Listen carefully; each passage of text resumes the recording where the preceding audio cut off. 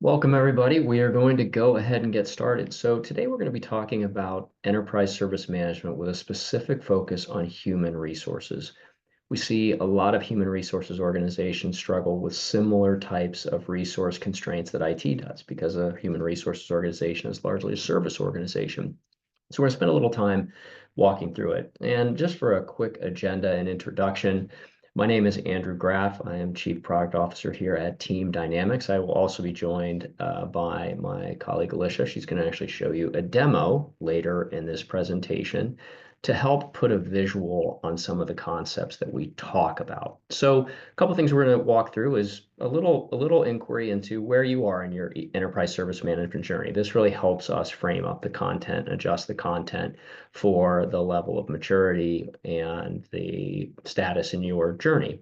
We're going to talk through some common use cases and how HR benefits from enterprise service management. We're going to talk then about some concepts that improve both the HR customer experience, but also reduce drain on resources. And that would be thinking about automation opportunities and the use of conversational AI. So this presentation is going to be interactive. They probably should have warned you about that when you signed up. So we're going to start off with two questions. The first is, where are you in your enterprise service management journey? So anywhere from you haven't started to you have enterprise service management on lock. You could not do any better with it within reason, right? Everyone can improve. So we're going to just take a few seconds here. Thank you everyone for participating. We have lots of people filling this out. And I'm going to go ahead and just give it another couple seconds. It doesn't seem as though the numbers are changing that dramatically. Okay, thank you guys. All right, so as you can see, the majority are somewhere on the journey, but the largest cohort is we have not started. And then the second, unsurprisingly, would be we are out to 1 to 2 groups, and then 3 to 5, 5 plus, and we have some gurus here. And to give you some frame of reference, we have customers using our service management platform that simply have IT on the platform, and we have I think our most prolific enterprise service management customer has 200 different departments on enterprise service management applications. Okay, so next question is, which groups in your organization do you think are ideal for enterprise service management? Think about outside of IT. Which groups have the most constraints, the most challenges that you believe enterprise service management could help with? So I'll give you all a second or two, or more than that actually, to fill this out, and we're going to have a look. So far, the numbers are not surprising, which is good. That means I don't think that we have a whole lot of anomalies here in this group. So the content of this webinar should be very relevant then. So I'm going to go ahead and share this with you all. So clearly, HR is the leading candidate, but then facilities, and that is not uncommon. We also have not listed on this is a lot of procurement enterprise service management customers as well. But you can see it's pretty split across these groups: facilities, HR, marketing, legal, operations, right? All providing a lot of service. So really helpful. Thank you for that. So when we think about TeamDynamix, if you're not familiar with this, let me just give you a quick overview. I won't spend much time here, but essentially what we do is we offer a no-code cloud-based platform for better managing service and work across your organization. Think of it as a tool that can reduce that burdensome, mundane toil that people do through better workflows, through automation, through AI, through just better tools to help people get their work done and to synchronize the enterprise. So if we drill in on the core capabilities, you'd see at its core, service management platform for work management. Clearly, IT service management is a big part of our business, so support for ITIL processes. Self-service is a core tenet of the platform. And then we also have project management and collaboration tools. And then underneath all of this is a very, very powerful enterprise integration and automation solution, so that when we can reduce toil and take out manual steps that also improve both rather the happiness of our customers and free up our team members, that's usually a win. Okay. So as we think about enterprise service management, you'll see these different areas listed. We talked about some of those. And I think one of the attributes of our solution that makes us very successful is that it's easy to adapt the tools to each department. So we don't force your HR group to learn how to speak IT. We don't force your marketing team to use IT related workflows and modify them for their purposes. It's really purpose built to support a variety of workflows, forms, services, knowledge, etc. And if you think about enterprise service management, it doesn't have to be just departments, right? It can be divisions, branches, different locations. It all depends on how that service organization is managed, right, in relation to other parts of the organization. And if you think about it too, when we think about tailoring to a department, in many cases, not only does a customer have a service management application dedicated to HR, one dedicated to marketing. They might also have client portals dedicated to each. So if HR has a wiki or portal that they use today, most of the time HR teams would like that to be replaced at first before thinking about, well, how do I merge this in with all the other knowledge in the organization? I mean, I think that the utopia is that we have this enormous one stop where all of our knowledge is. In order to get the ball rolling with enterprise service management, sometimes it is better to give your customer, being HR or marketing, these other groups, what they want. And so I think those are some things to think about. Now, as we think about common use cases, so we get this question a lot. What are the low-hanging use cases outside of IT that we can think about to get our gears turning about how one of these platforms could be valuable? The first is onboarding and offboarding of team members. That is the go-to first thing out of IT, and it often includes IT, by the way, but there's a lot of collaboration. This process takes 40 hours for most of our customers, and we can automate a ton of that workflow, automate the process of setting up accounts and different solutions depending on the role of the person, and also offboarding. There's more risk associated with offboarding, and so I think a lot of people focus on the importance of onboarding. Well, from a security perspective, the importance of offboarding is probably more critical. So both are important. Facilities work orders and workflows, right? Being able to actually work on these things in the field with your mobile device, really important for them. Requests for creative support from marketing, or sometimes the use of materials or equipment is important there. Reporting a quality issue with something in production, or a quality issue in your organization, or legal contract review, right? That's also very common. A procurement request, a request to open a position, vendor setup. I'm sure you're familiar with lots of these scenarios that require multiple steps. Some could be automated, right? Email and spreadsheets aren't sufficient, or maybe there's a solution that IT built and has to maintain that's doing these things and supporting these processes. That's also a pain for a lot of IT groups, right? The how do we keep up with the changing needs of these departments when we have to code the solution, whether it's a web form for submissions. Inevitably, it's a drag. And what we find is the departments who you're supporting in that way, they don't want to wait on IT to make changes, and IT doesn't want to have to take their time to make those changes. And in many cases, whoever built these tools is no longer in that role, or they've left the organization. So it's a real headache. So a good ESM solution can help with that. So if we think about specific use cases for HR, these are the most common. And if you look at this list, think about your own organization and think about the time that it takes for some of these things to be processed, right? Your onboarding, offboarding, salary adjustments, name changes, address changes, requests for benefits information, how much PTO do I have? All of these take time. And in many cases, if you're the requester, so I think we can all relate to being the customer of HR in these instances, if we don't have to wait for an answer, we don't want to. So in many cases, the opportunity to better support these organizations is as much about what can we automate and take off of those team members' plates as it is giving them better tools to do the work that requires human beings to collaborate and do investigation and work.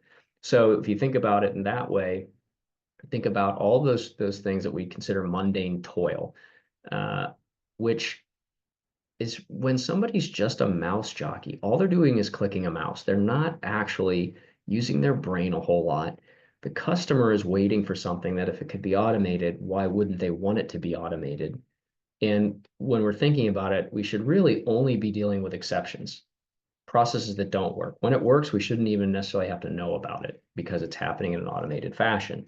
So I'm sure you can build a long list of other things that your HR team might need help with.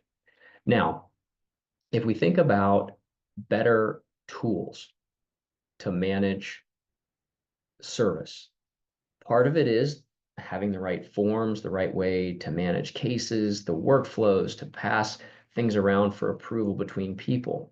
But there's also a lot about sharing information and answers when somebody has a request. And that's where conversational AI and automation come in.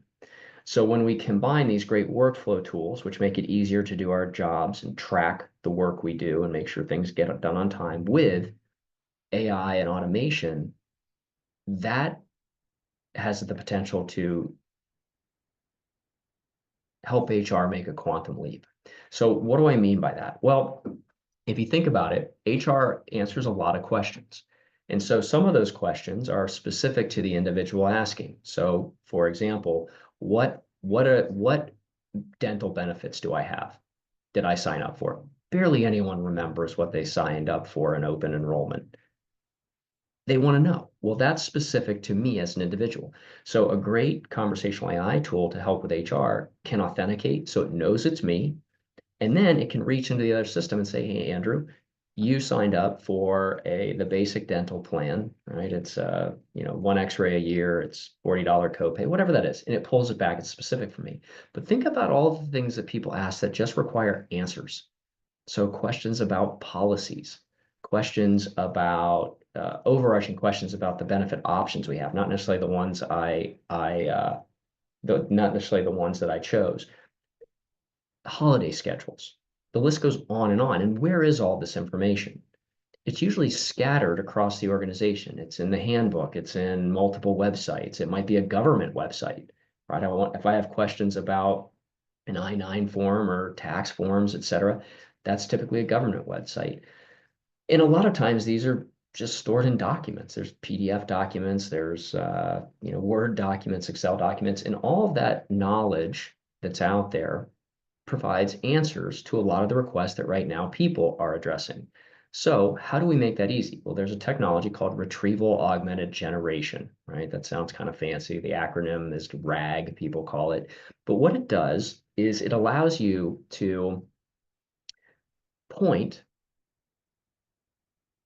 artificial intelligence at these sources of information. So a way to think about it, it's not how it works technically, but a way to think about it functionally is it allows you to ingest these sources and keep the information up to date as they change. So rather than having to train conversational AI on every question that could be answered, right, or point it to something very specific that you know exactly where in that PDF document the answer is, you pull that out, put it in a knowledge base article, point to it.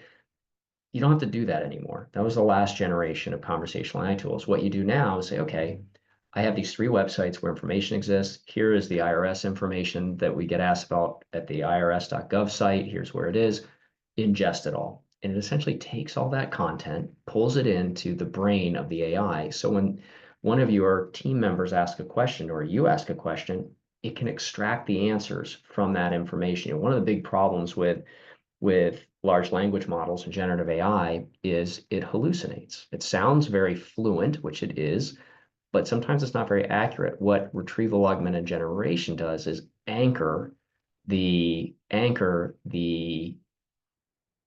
responses in the facts about your organization without having to do tons and tons of training. So this is a big deal because now for especially for HR, we can have a conversational AI agent that's actually pretty valuable very, very quickly because we're not manually having to train it. Now, of course, there are things you want to manually train in, but this is a game-changing technology.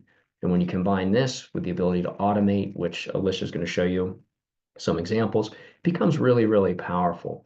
And I should also point to the fact that when IT is able to enable HR with enterprise service management, it does two things. Number one, well, anyway, with a no-code platform, most of our IT groups do not administer the enterprise service management application. So when HR spins up a service management application, it's actually HR who can go in and manage it. So they need a field added to something, they want to change a workflow, they can do that. It doesn't require IT, which is a huge burden lifted from most IT groups. You know, most IT groups say, wow, it'd be really great if all these departments had enterprise service management, but wait a minute, I don't want to sign up to be the first line of support on 30, 40 different departments for this stuff. That's not in my job description. I do not want to add that to my plate. So that no code component is a big deal. Now, just to take some of the things we're talking about and bring them back to real examples. If we look at San Francisco Health Plan, uh, you know, a mission-based organization, they use the tools to support what they call their joiner, mover, leaver processes. So that means new employee onboarding, role changes, and offboarding. So it integrates that process automatically with things like ADP and Okta and Active Directory so that they're saving hours and hours of manual effort, even the ordering of equipment. So there was a lot of just repetitive work that people were doing that didn't add value and didn't require their gray matter, and it was boring, right? In a lot of the surveys we've done around service management, this kind of mundane toil and repetitive work that doesn't require your intellectual horsepower, the last survey we did, which was well responded to, I think we had well over 1,000 respondents from 800 some organizations across all industries, 89% said this type of work contributes to attrition. That's pretty striking when everyone I know in the companies we work with are struggling to keep great people. So pretty interesting story, really powerful. And basically they talk about TeamDynamix at San Francisco Health Plan as being the aggregated source of truth and the source of efficiency, right? Now, another example I'd like to share is Ag South. It's a farm credit bureau, right? They are providing financial services to farmers, right? They had a lot of challenges around HR. So onboarding was challenging, payroll inquiries, policy updates. It was very manual and laborious. And also they didn't have a centralized place for their constituents to find information or see where the status of the requests were. Before this, it would be an email or a web request, and the requester didn't really know where things stood. So a lot of follow-on requests had to be dealt with.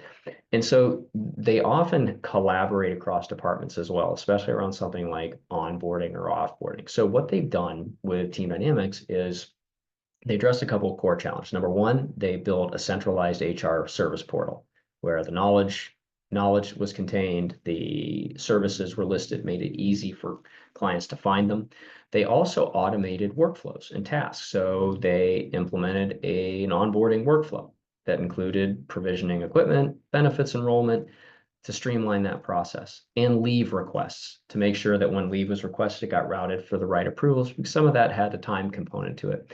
They also use it for HR case management. So when somebody has an inquiry, like I mentioned earlier, with a payroll discrepancy or some clarification about benefits that couldn't be automated, couldn't be answered by conversational AI, they're able to document those cases, use the proper workflow and service level agreements to make sure they get addressed in a timely and accurate fashion. And then also this has really improved coordination across departments. So they often have to collaborate with IT and facilities, you could imagine, for onboarding and offboarding, and it really helps that. So really has streamlined the organization without a lot of administrative burden. So that's, I think, one of the key things. And then another example here is Casino, Arizona. So think about this as hospitality.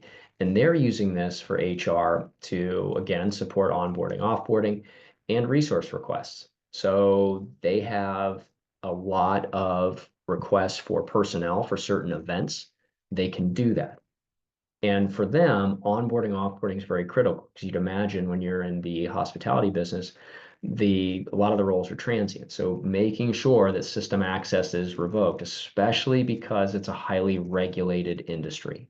So these things take on a new level of importance, and they use TeamDynamix to do that.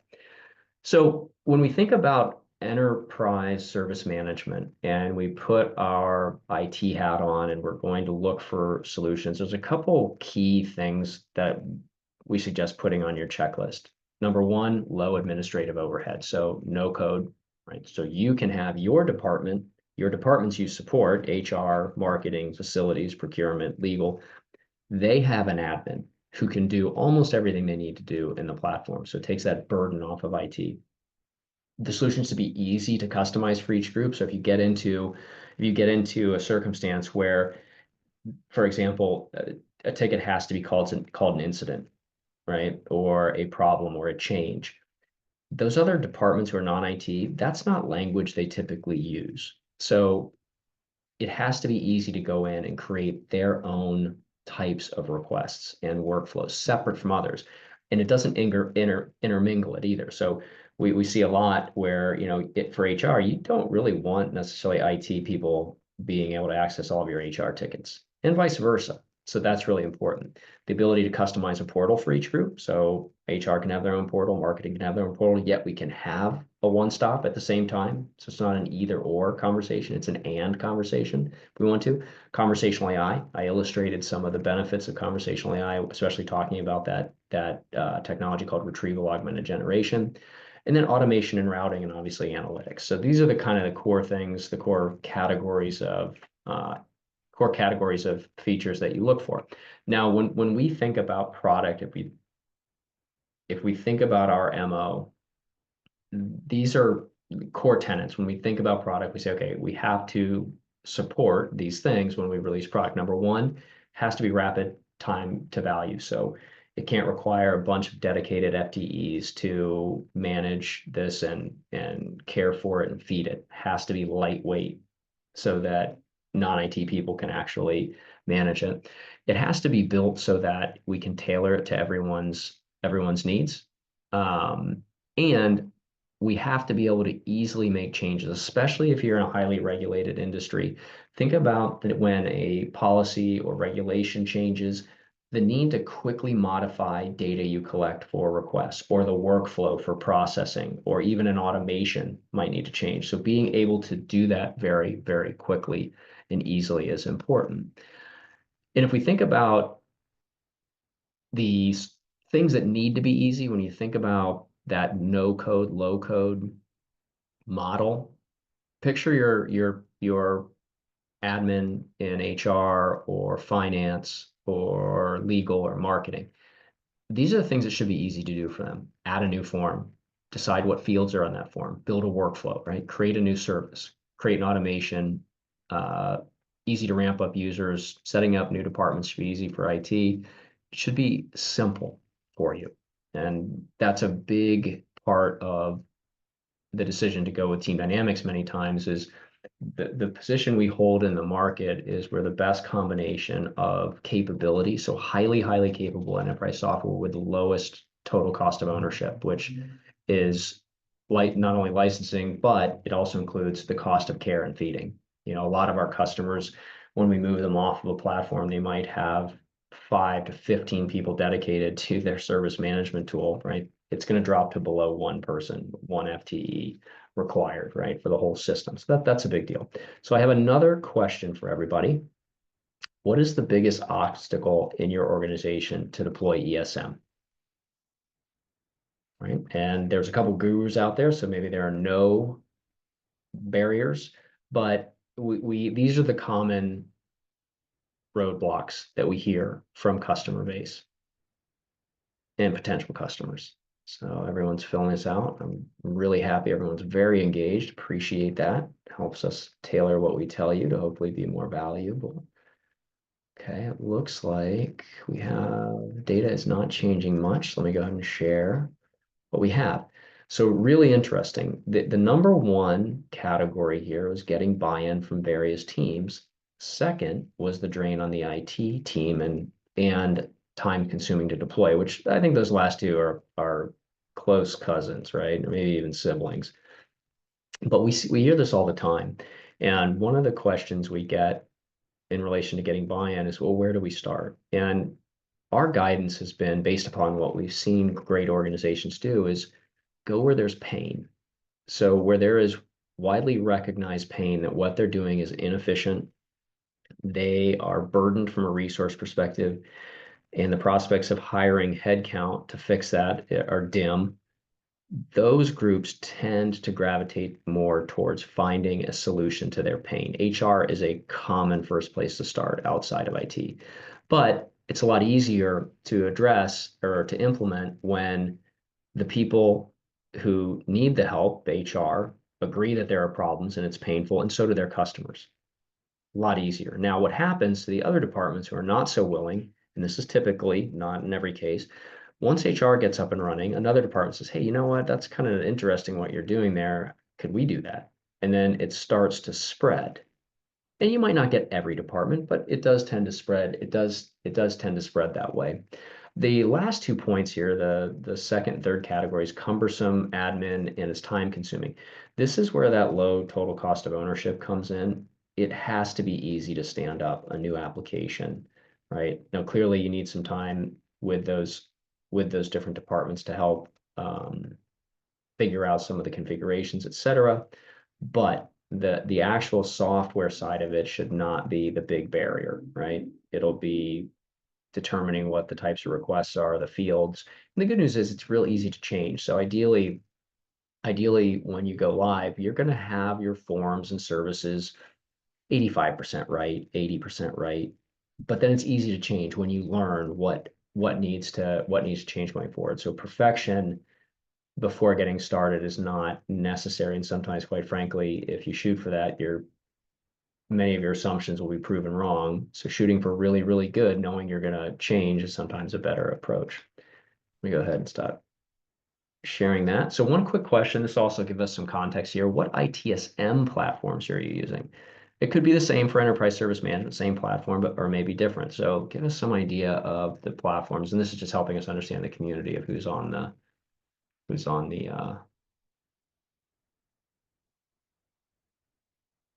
call.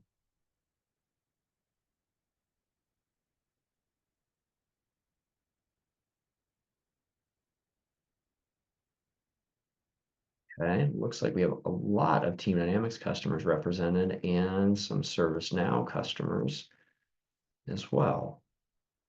So thank you for that. That is helpful. All right.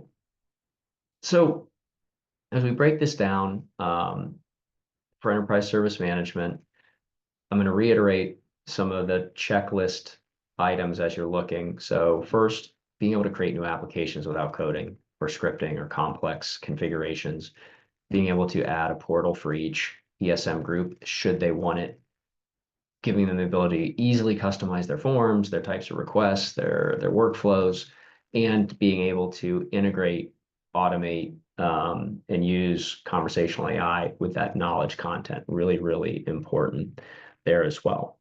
So with that, I'm going to hand it to my colleague Alicia, and she's going to actually walk us through examples that are going to hopefully put some of the points we've talked about into a visual representation because everyone learns differently. I know I like to see things after I've read them, so hopefully many of you do too. So Alicia, I'm going to hand it to you. Stop sharing. All right, sorry, I was on mute there. All right, so let me share my screen here. And so for today, we're going to start in the end user portal where your end users can come to submit requests, check out knowledge base articles, see their outstanding tickets, engage with your team. Then we're going to switch over to the team member side and see what it's like to manage work within TeamDynamix. So this is just an example of a client portal. So as Andrew said, you can have this set up as a centralized location, a one-stop shop really for your end users. So whether they're submitting a request for HR or for another department, they can come to one place. But we also have a couple of different options as well. So first off, you can have additional pages across the top here. So if you want to just have your own landing page, but all within the same portal, you'll have the ability to do that. And so you can provide some different information here, have some department specific quick links, contact information, things like that. But in addition, you also have the ability to have your own portal. And so with this, you can have your own separate portal that is only for HR, only for your department, and that's how your end users can contact you. So that's really up to you in how you want to do that. Also within this portal, we've got our knowledge base. So within here, you can have your different documentation. And so, generally with HR, a lot of the processes aren't used very often. So people may not remember how to do everything when they need to, utilize that information. So here you can have different information about benefits, maybe how to book travel, whatever information you need to have here. And then we also have our service catalog in a very similar fashion. This is just a list of all the different types of requests that your end users can put in. So one thing to note with these is that these are permission controlled. So notice we have one section here that is manager services. So you can set permissions around these so that these are only going to show up for those end users that are managers. Whereas your other categories can be available to all signed in users. So you can get granular with those permissions there. And then here over in the corner, we also have that conversational AI chatbot that Andrew talked about. So with this, there are multiple different ways that the bot can respond to your end users. So one really powerful way is by reaching out to other systems. So if I type in here, how much PTO do I have? When I do that, it can reach out to maybe my HRIS system, something like that, and pull back that information. And because I am signed in, it knows who I am. And so we can share that information with that end user. With that, Andrew also talked about that retrieval augmented generation. So if I ask what insurance plans are offered, with this, you can have it pull this information from different sources like your handbook, the knowledge base, a specific website, different documents. Wherever you have that stored, you can have conversational AI ingest that, and then it'll be able to provide that information to your end users. And then coming back to our portal here, from this portal, your end users are also able to see all of their ticket requests. And so one great thing here is that, if you notice, this is going to show all of my tickets across all departments. And so this is really giving me a single pane of glass across the enterprise. So whether I have submitted a ticket for HR or IT or facilities or marketing, whatever that is, we can have that all contained in this one place. So with that, I next want to switch over into the team member perspective here. So here we are signed in as Henry. He's a team member on our HR team, and we are looking at a dashboard. So with these dashboards, they're all configurable. You can choose what information matters to you just based on what your responsibilities are. And so I've got this organized so that I can see those open benefits requests along with recruitment requests, my new hires. And here I have a benefits request that I had submitted earlier. So with this, you can have some really simple requests like this where, you just have to open it up, do what you need to do, and then you can go ahead and, comment on it, update it, close it out. Those can be pretty simple.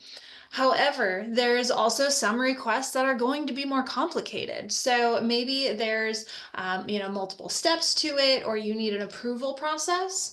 So that's where these workflows are going to come in. So on here, I have a recruitment workflow. So when it comes to recruitment, there's just a lot of steps. So putting that job description together, maybe you need an approval. You've got to post the application, go through that interview process. Workflows can help you guide and just track where you're at in the process. So with that, there's a couple more things that I want to show you here. Right now is from an admin perspective. So here you can see I've got a couple of different applications open. So you can think of these applications like a different bucket of tickets, for each team. So you can see here that for IT, we've got things like incidents. For marketing, we've got, meetings and events and website services. And for human resources, here we have cases and HR requests. And so with this, you can set up the nomenclature that works best for each department. And each one of these different applications can also have separate statuses, forms, workflows, automations. It gives you a lot of flexibility in how you need it set up and how you want it to work. And so the great thing for you here is that you're not stuck using an IT tool that doesn't actually work for you. You can configure this and fully make it your own. And so lastly, I want to take a really quick look at reporting. So here, if we come into here, we've got those dashboards, which I showed you earlier. So here we're in an HR overview dashboard. So managers and directors, they can have dashboards specifically showing those high level metrics that they need.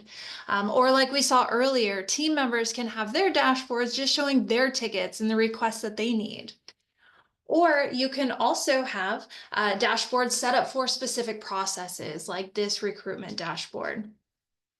And with these, you can set these up using both out of the box and custom reports. And, when I say custom reports, that sounds kind of scary at first, but no need to worry with that. With our report builder, you can easily set these up on your own. So with these, you simply add those different fields, add those different filters, all within our point and click builder. So with that, my examples are just showing some common ones that we see, but you can have as many ticketing applications as you need, and, accomplish any of those different use cases that you have. So with that, I will pass it back to you, Andrew. Thank you, Alicia. Let me go ahead and share my screen here. There we go. Okay, with that, we have time for some questions. Hopefully this was beneficial to you who attended. The questions right now have typically been around how do you protect PII that exists in an HR application? So with TeamDynamix, users only have access to the applications that they've been granted. In addition to that, admins, it's the same. So there, for each IT application, you have admins that can only access that application. And then you also have admins who could only access the HR application. Now, you will have global admins who can access both. So typically, we recommend they're getting, training, et cetera, required to handle PII or PHI. As well, because at a certain point somebody's going to need to be able to see that outside of HR. So typically that's how we see it work.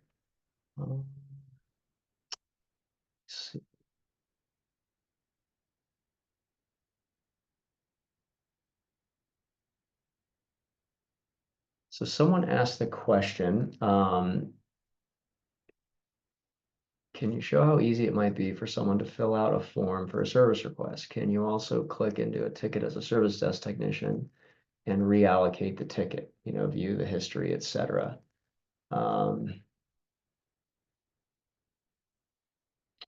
Said that they have TeamDynamix for IT, but HR is here to check out what we might be able to do for them. So, Alicia, do you have anything queued up? I don't know if we do, just to show, hey, here's how you enter a request, and then how a HR agent would look at a ticket and could potentially edit or change a ticket.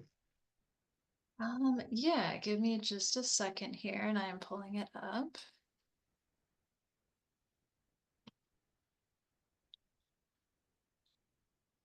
All right, so I can share my screen again. All right, so you should be able to see that. And so here I am just in an example of a service request. This one is a benefits support request. So within here, you would be able to go in and request help. And so within these forms, you can decide, what fields you want on here, all of that. And so maybe for my brief description, I'm going to say add spouse to insurance, just got married. And then here you can have different fields of, hey, what kind of, benefits support requests do you have? So with this one, maybe I just need to add them to health insurance. And so then you'll notice that because I chose health insurance, then I've got this additional field that pops up. So this is really nice because it allows you to ask additional questions, but based on how they answered previous questions. So you're never going to ask those, irrelevant items for your end user. So here I can choose those different types of insurance that maybe I need, and then I can go ahead and submit that. And then here from the portal, I'll be able to see that information about that request that I just submitted. And then in this feed, I'd be able to comment on it, with that, I can talk to that HR team member, all of that. I'll be able to see all of this right from the portal. And then if I switch over into that team member view here, I'm going to switch back into all of my work. And so with this one, this is that newest one that I just submitted. And so I can open that up, and then I'm just making sure I'm rereading that question here. So to reallocate the ticket, view history, all of that. All right, so from here, I'll be able to see that ticket. I can see all that information that they submitted here. And then if I wanted to go and update that ticket, if I want to reassign it to someone, if I want to, say that I'm working on it, things like that, I can go in and update it. I can say that, hey, this is in process. Here, I can reassign it to myself. And then I'll be able to add in whatever comment that I need here as well. So I'll just say I'm this. With this, you can also have different kind of quick responses built in. You can do a lot of different items here. And then I'll be able to go ahead and save that. With that, you'll see that my ticket is now in process, and my comment has been added to the feed. All right, anything else on that you'd like me to show, Andrew? No, I think that's okay for now. Maybe we can just keep this up in the background in case we have, Sure. let's see.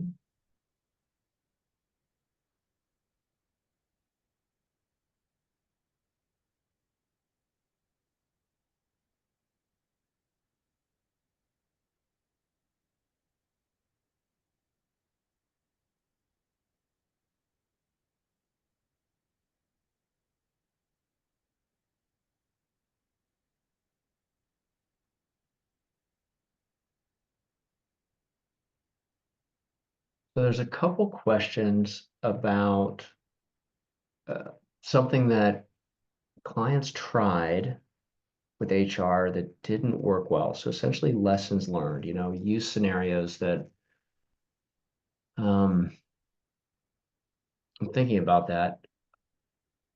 I don't have anything off the top of my head. Alicia, do you have anything that you've seen that would be something that a customer has tried to manage from an HR service perspective that just didn't work well? I can't think of anything off the top of my head. Yeah, not off the top of my head. Okay. Me neither. There's also a question about data visibility. So there's a question about, can you obscure information on certain tickets? We have what are called protected custom attributes, PCAs. And PCAs are fields on forms where there's multiple types of fields that are considered protected custom attributes, or types of fields, I guess.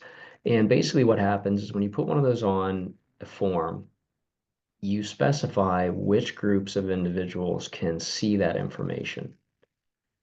And it also audits who viewed it, what the information was when they viewed it, and if any changes were made, what the ending information was. And then it also documents the permissions at that time to prevent, an admin going in, adding themselves to a group, looking at something, and then going back and removing themselves from that group. It traces all of that. And it was really built to support HIPAA compliance, but it's really, really applicable for lots of cases where there's sensitive information. Security is like IT security is another big one where you might want to walk through a vulnerability and explain it, et cetera, but you don't want everyone knowing what that vulnerability is.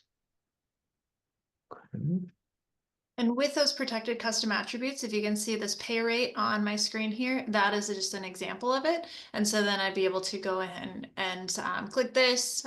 You can have it with another layer of security here to enter the PIN number. On the fly, I don't remember what that PIN number is, but once we enter that in, that it would display what that value is in that field. Right.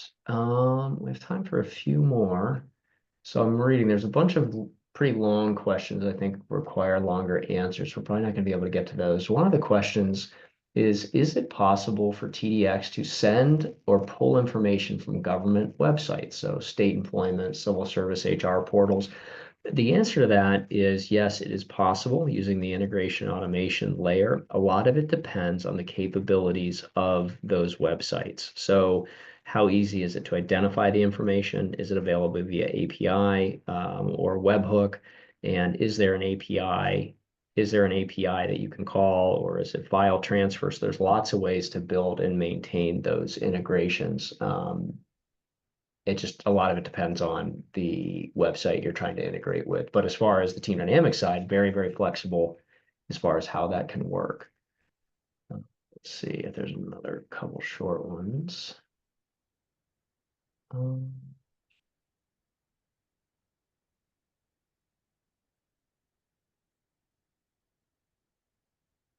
There's a question, are there different plugins needed or additional purchases needed outside of TDX to implement, or is this all available to TDX customers? Everything you saw that Alicia showed you are current products. The one exception I think would be, well, in an example where you're pulling HR data, obviously TeamDynamix is not an HRIS. It would rely on an integration to Workday or PeopleSoft or ADP, Paychex, whatever that would be. So that is not included.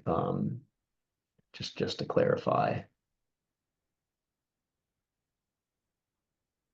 Alicia, this is an interesting question. So we're working with HR to move from Jira to TeamDynamix for HR. Our plan is to have a single portal, but HR team is pushing back for a separate portal. Any feedback on which may be better? So Alicia, do you have thoughts on that? I have a few to share. The biggest thing that I think of is, if you do have it all within one portal, it gives your end users one place to go. And so it's really easy, just having kind of that single place where they only have to bookmark that one page. So because of that, I'm generally a little bit more a fan of the, kind of one-stop shop. But with that said, just like you saw me do earlier, if you do have those multiple portals for your organization, they can access them all from here as well. Those are kind of my thoughts on that, Andrew. I'm not sure what you. Yeah, I think so. You can have a hybrid too. So one thing that I've seen many times is this exact scenario where HR says, "Hey, we have a portal today. We want to continue, but the organization says we'd like a one-stop." So pretty easy. You can spin up a client portal for HR, but then what you can do is create essentially integrations with the one-stop so that you could link basically to those services in the one-stop. And if it gets updated at the source, it also gets updated in the one-stop. So that's something I've seen just to get over the hump and remove that as a barrier. And then eventually we see organizations migrating to the one-stop. I think it's kind of the best practice, but you don't need to start there. Another question here, this organization needs to is a municipality and they need to service retirees who do not have logins or Active Directory accounts. Is it possible to allow them to submit service requests um, without a organizational credential, yet have internal services and knowledge that do require that organizational credential? Alicia, do you want to tackle that? Yeah, absolutely. So within your service catalog, there's three different ways that you can kind of permission these out. So you can make them available to the public. So for those people that don't have a login, aren't going to have a login, you can make specific services that are available to those public requesters. You can have different services that are available to all signed in users. And then you can also take that one step further and say, like I mentioned earlier, where I can have some of those that are only available to managers or only available to these specific roles. You can kind of have all three different types all within one portal.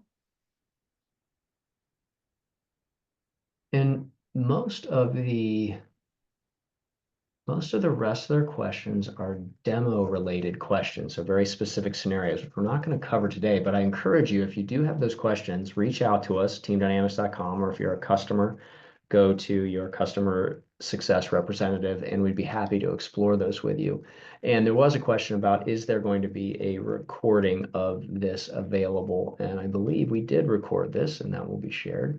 So I think that's all the questions that weren't really specific demo related type requests. So Alicia, thank you very much. And thank you everyone for attending. And as I said, if you are interested in learning more, talk to your customer success representative or visit us at teamdynamix.com. And remember, that's with an ix.com. And we'll be happy to help you out. So everyone have a great rest of your afternoon.